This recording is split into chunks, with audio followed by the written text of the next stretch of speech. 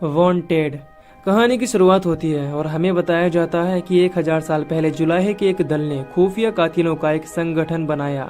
दुनिया में अच्छे बुरे का संतुलन रखने के लिए उन्होंने दुनिया में छाई तबाही को मिटाने के लिए खामोशी से विनाशकारियों को मिटाना शुरू कर दिया।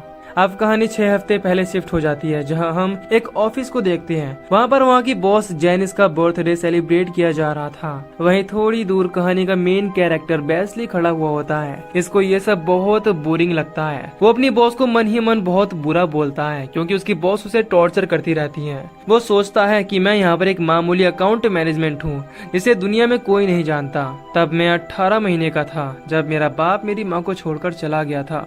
फिर हम मिस्टर एक्स को देखते हैं, जो एक लेडी के ऑफिस आकर उससे बोलता है कि मुझसे डरने की जरूरत नहीं है। अगर तुम्हारा नाम आया होता तो अब तक तुम मर चुकी होती। वो सामने की बिल्डिंग की तरफ देखता है, जहाँ कुछ लोग काम कर रहे थे। वो इशारा करते हुए बोलता है कि हमारा नया दुश्मन हमें काफी नुकसान पहुंचा रहा है। हम जानना चाहती हैं कि उसे इतनी जानकारियां कहां से मिलती हैं। तभी एक गोली उस लेडी के सर से आर पार हो जाती है और उसकी मौत हो जाती है। फिर मिस्टर एक्स दौड़ते हुए उस बिल्डिंग की तरफ छलांग लगाता है और वहाँ खड़े सभी लोगों को गोलियों से भून देता है। तभी उसे एक आदमी का कॉल आता है। वो बोलता है कि कोई भी हमारी बिरादरी नहीं छोड़ सकता। ख्याल रहे कि 1000 साल से चली आ रही परंपरा को तुम तबाह मत कर देना। और हाँ, शेर की जान बकरियां नहीं ले सकती। वो आदमी जिसका नाम क्रॉस होता है वो बोलता है कि वो सब एक चारा थी और एक गोली आकर मिस्टर एक्स का सर फाड़ देती है और वो वहीं गिर जाता है। इसके बाद हम देखते हैं कि बेस्ली एक मॉल में कुछ सामान ले रहा था, जिसे क्रॉस छुपकर देख रहा था। बेस्ली उसे देख लेता है और उसे इग्नोर कर देता है। फिर इसके बाद फॉक्स नाम की एक लेडी की एंट्री वहाँ पर होती है, जो बेस्ली से कहती है कि मैं तुम्हारे डैड को जानती थी। उसकी बात सुन के बेस्ली उसे इग्नोर कर देता है। वो कहती है कि तुम्हारे डैड कल रात मेट्रोपॉलिटन की छत पर मारे गए। तुम्हारे पिता दुनिया के महान हत्यारों में से एक थे और उन्हें मारने वाला अब तुम्हारे पीछे है। फिर फॉक्स क्रॉस पर फायरिंग करना शुरू कर देती है, जिसके जवाब में क्रॉस भी इन दोनों पर फायरिंग करता है। कुछ देर तक इन लोगों की फायरिंग चलती है, लेकिन मौका देखकर वेस्ली वहां से भाग निकलता है। क्रॉस उसे देख लेता है और उसका पीछा करने लगता है, लेकिन फॉक्स अपनी कार लेकर वेस्ली को वहां से ले जाती है। इसके जवाब में क्रॉस भी इनका पीछा नहीं छोड़ता और बहुत दूर तक इन लोगों पर फायरिंग करता है। ये सब कुछ देखकर वेस्ली बहुत डर जाता है और फॉक्स से बोलता है कि गाड़ी तेज चलाओ, नहीं तो वो आदमी मुझे मार डालेगा। अब फॉक्स गाड़ी की स्टीयरिंग वेस्ली को थमा देती है और बाहर निकलकर क्रॉस पर फायरिंग करके किसी तरह वेस्ली को अपने बॉस स्लोन के पास ले जाती है। इसके लिए वो काम कर रही थी। वेस्ली को स्लोन के सामने पेश किया जाता है, जहाँ पर फॉक्स के अलावा स्लोन के और भी आदमी थे। स्लोन वेस्ली को एक गन देकर फायरिंग करने को बोलता है, लेकिन वेस्ली ना बोल देता है। अब एक आदमी वेस्ली के सर पर गन तान देता है और उससे बोलता है कि अगर तुमने गन नहीं चलाई तो मैं चला दूंगा। अब वेस्ली डरते डरते फायरिंग शुरू कर देता है और फायरिंग करने के बाद बहुत जोर जोर से घबराने लगता है। इसे देखकर स्लोन बोलता है कि जो तुमने भी महसूस किया वो तुम्हारी घबराहट नहीं थी। दरअसल तुम्हारी दिल की धड़कन 1 मिनट में 400 बार ज्यादा धड़क रही थी। इससे तुम आम लोगों से बेहतर देख और फैसला कर सकते हो। ऐसा तुम्हारे पिता कर सकते थे और अब तुम करोगे। बस कुछ ही दिनों की ट्रेनिंग के बाद तुम बंदूकबाजी में माहिर हो जाओगे। तुम अपने पिता की पिस्तौल का इस्तेमाल उनके कातिल को मारने में करोगे। वही इंसान जिसने आज रात तुम्हें मारने की कोशिश की। हमने तुम्हारे पिता की सारी जायदाद तुम्हारे नाम कर दी है। अब वेस्ली उन लोगों से कुछ भी नहीं बोलता और वहाँ से भाग जाता है। अगले दिन ऑफिस में वेस्ली अपने अकाउंट में इतने डॉलर्स देखकर बहुत खुश हो जाता है। अब उसकी बॉस जेनिस वहाँ आ जाती है और वेस्ली को टॉर्चर करने के साथ साथ उस पर बहुत चिल्लाने लगती है। वेस्ली को उसे देखकर बहुत गुस्सा आ जाता है और वो जेनिस पर बहुत चिल्लाता है। वो कहता है कि तुम अव्वल नंबर की कमीनी हो और इस ऑफिस में ऐसा कोई नहीं है। इसे तुम्हारी शक्ल पसंद है। फिर वो बाहर आ जाता है, जहाँ फॉक्स कार लेकर उसका वेट कर रही थी। इसके बाद वेस्ली कार में बैठता है और उसके साथ स्लोन के अड्डे पर पहुंच जाता है, जहाँ पर स्लोन की टेक्सटाइल फैक्ट्री थी। स्लोन वेस्ली से बोलता है कि तुम्हारे अंदर काफी सवाल होंगे, तो जवाब सुनने के लिए रेडी हो जाओ। फिर फॉक्स वेस्ली को एक आदमी के पास ले जाती है, जो उसे चेयर पर बांधकर बहुत मारता है। वो उसे इतना मारता है कि वेस्ली से खून की धार बहने लगती है। कुछ दिन तक वेस्ली को ऐसे ही मारा पीटा जाता है, जिससे वेस्ली दर्द सहना सीख सके। अब अगले दिन फॉक्स वेस्ली को गनमैन के पास लेकर जाती है, जो उसे गन चलाना सिखाने वाला था। फॉक्स के अनुसार वेस्ली को बंदूक से निकली गोली को मोड़ना था। ये सुनकर वेस्ली हैरान हो जाता है। इस पर स्लोन कहता है कि मान लो कि तुम नहीं जानते कि गोली सीधी जाती है। अपनी गन उठाओ और दिल की आवाज सुनकर पिस्टल चलाओ। ये देखकर वेस्ली हैरान हो जाता है कि आखिर स्लोन ने ऐसा कैसे कर दिया। अगले दिन स्लोन अपने आदमियों से बोलता है कि क्रॉस क्रॉस हमारे आदमियों को एक एक करके मार रहा है। सिर्फ बेजली ही उसे ठिकाने लगा सकता है। वो बहुत बड़ा खतरा बनता जा रहा है, लेकिन वक्त बहुत कम है।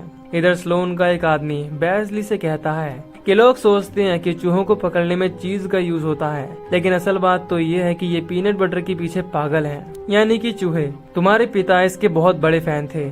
इसके बाद वो एक चूहे के ऊपर वॉच टाइम आउट सेट कर देता है और उसे कुछ दूर रख कर आ जाता है, और थोड़ी देर बाद उस चूहे के साथ बहुत बड़ा धमाका हो जाता है। इसके बाद हम देखते हैं कि फॉक्स बेजली को बहुत मारते हुए उससे पूछती है कि तुम यहाँ पर क्यों आए हो। जवाब में बेजली चुपचाप पिटता है, क्योंकि उसे पता ही नहीं होता कि वो यहाँ पर क्यों आया है। फॉक्स उसे बहुत मारती है, जिसकी वजह से उसका काफी खून बहने लगता है। इसके बाद स्लोन बेजली से बोलता है कि तुम जानना चाहते हो कि तुम कौन हो और यहाँ पर क्यों आए हो। वो उसे बेजली के डैड के कमरे में ले जाता है।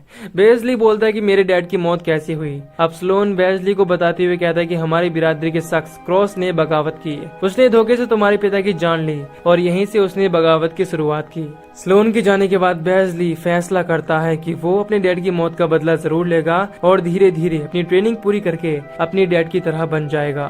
फिर स्लोन बेजली को ले जाता है और उसे बोलता है कि हम इसे तकदीर बनाने वाली मशीन कहते हैं। आज के बाद तुम यहाँ पर कभी कदम नहीं रखोगे, क्योंकि तुम्हारी ट्रेनिंग खत्म हो चुकी है। तुम्हें तुम्हारे फर्ज को कैसे जानना है वो मैं तुम्हें बताता हूँ। हजारों साल पुरानी जुलाहों की एक बिरादरी है, जिनमें कपड़ों पर रहस्यमय भाषा लिखने का हुनर था। उन्होंने अपना नाम कातिलों की बिरादरी रखा। फिर स्लोन बेजली को कपड़ों के ऊपर लिखे कोड का यूज करना सिखाता है और उससे एक नाम बनाते हुए बोलता है कि ये हमारा अगला टारगेट है, जिसे तुम्हें मारना होगा। फिर फॉक्स बेजली को बताती है कि हमारा टारगेट कॉन्फ्रेंस रूम में कुर्सी पर बैठा होगा। वहाँ पर 6 विंडोज हैं, लेकिन तुम्हें 5 विंडो से गोली चलानी होगी। फॉक्स उसे टारगेट के पास ले जाती है।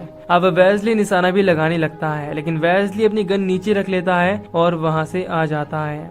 इधर आकर वेजली फॉक्स को सुनाने लगता है कि कोई नहीं जानता कि उस आदमी ने ऐसा क्या किया कि उसे मरना पड़े। हमें उसके बारे में कुछ भी नहीं पता। हमें सिर्फ कपड़े पर एक कोड मिलता है और हमें तकदीर का फैसला मानकर उसकी जान लेनी पड़ती है। मैं कैसे उसकी जान ले लूं, जिसका मुझे कुछ भी पता नहीं है। फॉक्स ये सब कुछ वहीं खड़ी होकर सुन रही थी। तभी वो सैड होते हुए बोलती है कि करीब 30 साल पहले एक लड़की थी, जिसके पिता फेडरल जज थे। उसके भी दिमाग में था कि वो अपने पिता के नक्शे कदम पर चलेगी। एक बार वो क्रिसमस पर घर पर थी और उसके डैड बहुत बड़ी गैंग के केस पर थे, पर मुजरिमों को एक ऐसा जज चाहिए था जिसे वो खरीद सकें। इसीलिए उन्होंने एक आदमी भेजा और उसे लड़की के पिता से मिलने को कहा। उसके मिलने का तरीका ऐसा था कि वो घर में घुसकर सारे घर वालों को बांधकर देखने पर मजबूर करता था कि वो अपने निशाने को कैसे जिंदा जलाता है। हम नहीं जानते कि हमारे फैसले से कितनों को क्या नुकसान होता है। एक को मारने से हो सकता है कि हजारों की जान बच जाए, और यही इस बिरादरी का मकसद है। अब अगले दिन फॉक्स और वेजली फिर से अपने टारगेट की तरफ बढ़ते हैं, जहां वो बैठा हुआ था। वेजली अपनी गन से उस पर निशाना लगाता है और एक ही गोली से उसके सीने पर वार कर देता है, जिसके कारण वो गिर जाता है और उस आदमी की मौत हो जाती है। और फिर इसके बाद एक एक करके वेजली अपने सभी टारगेट को शूट करने लगता है, ये सोच कर कि कभी तो तकदीर क्रॉस को मेरे हाथ मरवाएगी। कुछ दिनों बाद हम देखते हैं कि वेजली बैठा हुआ था, तभी अचानक क्रॉस उसके ऊपर फायरिंग करना शुरू कर देता है, जिसके जवाब में वेजली भी उस पर बहुत फायरिंग करता है। लेकिन क्रॉस वहाँ से भाग जाता है और वेजली भी उसका पीछा करते हुए उसके अड्डे तक पहुँच जाता है। वेजली गन लेकर धीरे धीरे उसकी तरफ बढ़ता है, लेकिन वेजली को एहसास होता है कि पीछे से कोई उसकी तरफ आ रहा है। वो बिना देखे पीछे की तरफ फायरिंग कर देता है, जिससे एक आदमी को गोली लग जाती है और ये आदमी स्लोन का आदमी था। वो वही मर जाता है। तभी एक गोली आकर वेजली के हाथ पर लगती है, जिसके कारण वेजली घायल हो जाता है। अगले दिन वेजली क्रॉस की चलाई हुई गोली स्लोन को दिखाते हुए उससे बोलता है कि पहली बार उसकी चलाई गोली के बारे में हमें जानकारी मिली है। ये गोली जिस आदमी ने बनाई है उसका नाम पैकवॉस्की है, जो इस वक्त जैक जुला के इलाके के एक चर्च में पादरी है, और ये वही जगह है जहाँ इस बिरादरी की शुरुआत हुई। वो मुझे उकसा रहा है और बार बार परेशान कर रहा है। मैं यूं ही बैठकर तमाशा नहीं देख सकता। स्लोन सोचते हुए बोलता है कि वो तुम्हें फंसा रहा है, ऐसी जगह बुलाकर जहाँ का वो कोना कोना जानता है। वेजली गुस्सा होते हुए बोलता है कि देखो, मैं सब जानता हूँ। तुमने मुझे इस सब की ट्रेनिंग दी है, मुझे बेवकूफ मत समझो। अगर मैं नहीं गया तो वो सामने नहीं आएगा। बिरादरी के एक आदमी ने मेरी वजह से जान गंवा दी है।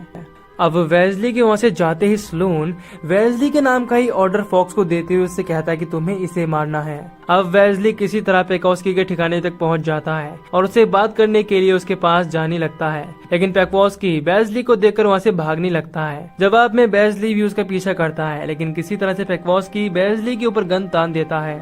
उधर पीछे से फॉक्स आ जाती है और वो पेक्वोस्की के ऊपर गन तानते हुए बोलती है कि गन नीचे करो नहीं तो खोपड़ी के चीथड़े उड़ा दूंगी। फिर वेस्ली उस गोली को दिखाता है जो क्रॉस ने उस पर चलाई थी और पेक्वोस्की से पूछता है कि जिसने मुझ पर ये गोली चलाई है उसी ने मेरे पिता को भी मारा है। आपने ये गोली बनाई है तो आपको पता ही होगा कि वो आदमी कहाँ है। इस पर पेक्वोस्की वेस्ली से कहता है कि देखो मैंने इसे बनाया जरूर है पर मुझे नहीं पता कि तुम पर गोली किसने चलाई, लेकिन मैं फिर भी तुम्हारी मुलाकात उससे करवाने की कोशिश करूंगा। इसके बाद पेक्वोस्की वेस्ली और फॉक्स को क्रॉस से मिलवाने के लिए वहां से रेलवे स्टेशन की तरफ रवाना हो जाता है। वेस्ली और फॉक्स छुप जाते हैं और क्रॉस का पेक्वोस्की से मिलने का इंतजार करने लगते हैं, लेकिन थोड़ी देर वेट करने के बाद पेक्वोस्की वहां से भागने लगता है। जवाब में वेस्ली और फॉक्स भी उसका पीछा करते हैं, लेकिन रास्ते में वेस्ली को क्रॉस दिख जाता है जो ट्रेन में खड़ा हुआ था। वेस्ली फॉक्स को बिना बताए उस ट्रेन में चढ़ जाता है और क्रॉस को ढूंढने लगता है। इसके बाद वो ट्रेन वहां से रवाना हो जाती है। इधर फॉक्स पीछे देखती है तो उसे वेस्ली नहीं दिखता।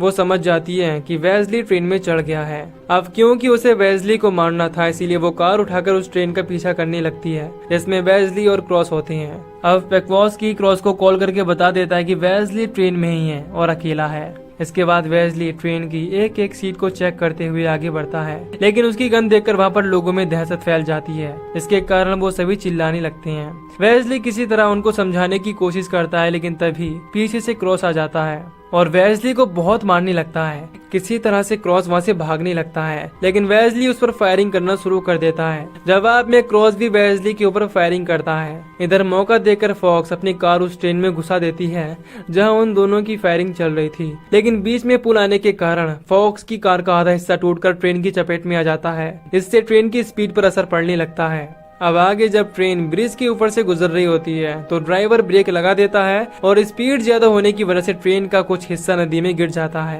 वेस्ली भी नीचे गिरने ही वाला था, तभी क्रॉस आकर उसका हाथ पकड़ लेता है, लेकिन वेस्ली क्रॉस को देखकर गुस्से से पागल हो जाता है और क्रॉस को शूट कर देता है। तभी उस ट्रेन का डब्बा नीचे आकर गिर जाता है और बीच में फंस जाता है। अब क्रॉस वेस्ली से कहता है कि बेटा उन लोगों ने तुमसे झूठ बोला है, तुम मेरे बेटे हो, उन्होंने तुम्हें मुझे मारने के लिए यूज किया है। ये सुनकर वेस्ली हैरान हो जाता है। तभी वहाँ फॉक्स आती है और कांच में गोली मार देती है जिसके टूटने से वो दोनों नीचे पानी में गिर जाते हैं, लेकिन पेक्वोस्की वेस्ली को किसी तरह से बचा लेता है और उसे उसके पिता के घर ले जाता है। अब पेक्वोस्की बोलता है कि तुम्हारे पिता चाहते थे कि मैं तुम्हें यहाँ पर लाऊं क्योंकि तुम्हें यकीन दिलाने का यही एक रास्ता है। तुम्हारे पिता की नजर हमेशा तुम पर रहती थी क्योंकि वो जानते थे कि वो लोग तुम्हें ढूंढ लेंगे और उन्हें मारने में तुम्हारा यूज करेंगे क्योंकि तुम ही एक ऐसे आदमी हो जिसे तुम्हारे पिता नहीं मार सकते। सालों पहले स्लोन ने अपने फायदे के लिए खुद के दुश्मनों को मोहरा बनाना शुरू कर दिया। तुम्हारे पिता को इस बात का पता चल गया और उन्होंने उनके खिलाफ बगावत शुरू कर दी, पर स्लोन ने हर एक को उनके खिलाफ खड़ा कर दिया। स्लोन ने खुद को बचाने के लिए उन्हें निशाना बनाया। इसके बाद वेस्ली फैसला करता है कि वो स्लोन को मारकर अपने पिता की मौत का बदला जरूर लेगा। अब वेस्ली स्लोन के अड्डे पर पहुंचता है। वो उसके आदमियों से फाइट करने लगता है। वो किसी तरह सभी को मारकर स्लोन के पास पहुंचता है जहां पर फॉक्स और बाकी लोग भी थे। वो उससे बोलता है कि तुमने मुझे धोखा दिया, मेरे पिता कोई गद्दार नहीं थे, वो तुम्हारी असलियत जान चुके थे, इसीलिए तुमने सभी लोगों को उनके खिलाफ खड़ा कर दिया। तभी स्लोन सभी लोगों से बोलता है कि तुम सबको मारने का ऑर्डर आ चुका था, आज तुम सब जिंदा हो तो सिर्फ मेरी वजह से, अगर मैं ऐसा नहीं करता तो तुम मारे जाते। अगर तुम्हें लगता है कि मैंने जो किया वो गलत था तो इसी वक्त अपने आप को गोली मार लो या फिर वेस्ली को मार डालो। इतना कहने के बाद वो वहाँ से चला जाता है। तभी फॉक्स अपनी गन को राउंड करते हुए चलाती है, इससे एक ही गोली से वहाँ खड़े सभी लोग मर जाते हैं और आखिर में वो गोली आकर फॉक्स का सर उड़ा देती है, जिससे फॉक्स वहीं गिर जाती है और ये देखकर वेस्ली को बहुत दुख होता है। इसके बाद वेस्ली भागकर स्लोन का पीछा करता है, लेकिन तब तक बहुत देर हो चुकी थी और स्लोन वहाँ से भाग चुका था। अब बाहर आकर वेस्ली अपना अकाउंट चेक करता है जिसमें कुछ ही डॉलर्स थे, यानी कि अब उसके पास उतना ही बैंक बैलेंस था जितना पहले हुआ करता था। अब इसके बाद हम देखते हैं कि स्लोन को फंसाने के लिए वेस्ली अपने ऑफिस में अपनी जगह एक दूसरे आदमी को बिठा देता है जो कि काम कर रहा था। तभी वहाँ पर पीछे से स्लोन आता है और उसके सर पर गन तानते हुए बोलता है कि बाय बाय वेस्ली, लेकिन वो आदमी जब पलटता है तो उसे पता चलता है कि वो वेस्ली की चाल है जिसमें वो फंस चुका है। तभी एक गोली उसके सर को फाड़ते हुए बाहर आती है और स्लोन के चीथड़े उड़ा देती है, इससे वो मर जाता है और इसी के साथ ये मूवी यहीं पर खत्म हो जाती है। तो दोस्तों, अगर आपको इस मूवी की एक्सप्लेनेशन पसंद आई हो तो वीडियो को लाइक और चैनल को सब्सक्राइब कर दीजिए। बाकी मैं मिलूंगा आपसे न्यू वीडियो में। Till then take care, love you, bye bye.